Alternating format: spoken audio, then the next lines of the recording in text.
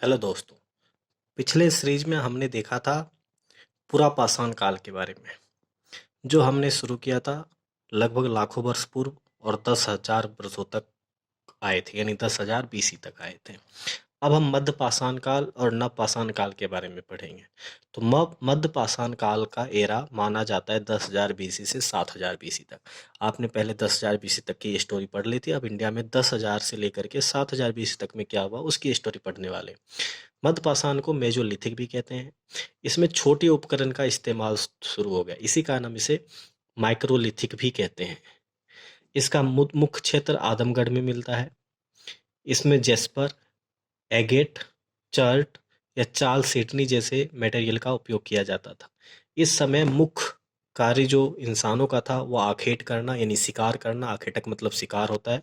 पशुपालन करना, पशु के रूप में वो गाय पालते थे, बैल पालते थे, भेड़ पालते थे, घोड़े पालते थे, भैंस पालते थे और कुत्ता पालते ही थे। जैसा कि आप जानते हैं कि कुत्ता इंसानों के द्वारा पाला गया पहला जानवर था।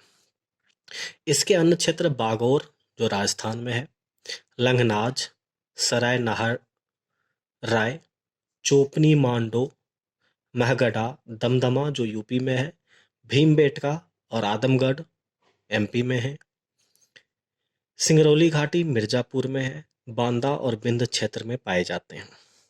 इससे ज़्यादा क्वेश्चन पूछे नहीं जाते हैं, इतना ही आपको ध्यान रखना है exam of point of view से।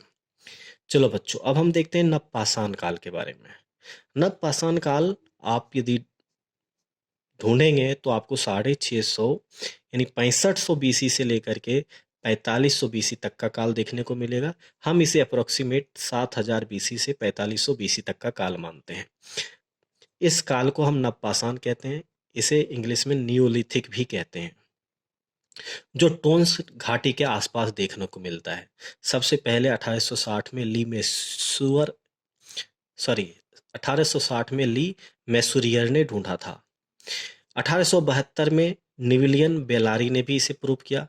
इसके प्रमुख क्षेत्र जो मिलते हैं वो मेहरगढ़, बुरझोम, गुरफ कराल, जम्मू कश्मीर, सिंध प्रदेश, बिहार तथा झारखंड में भी देखने को मिलता है।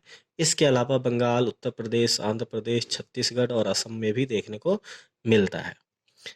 बच्चों, अब इसके आगे हम सीरीज थर्ड लेकर के आएंगे, जहां से मुख्य रूप से क्वेश्चन पूछा जाता है। अभी तक जो आपने पढ़ा प्राचीन इतिहास, दोनों सीरीज में पुरापाषाण काल, मध्यपाषाण काल और नवपाषाण काल, जिससे क्वेश्चन बहुत कम पूछे जाते हैं।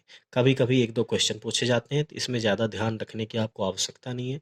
इसमें केवल ये आवश्यकता है कि किस किस प्रकार के पशुओं को पाला जाता था, मुख्य क्षेत्र कौन कौन से हैं, चाहे वो पुरापाषाण काल के हो, मध्यपाषाण काल के हो या नवपाषाण काल के हो।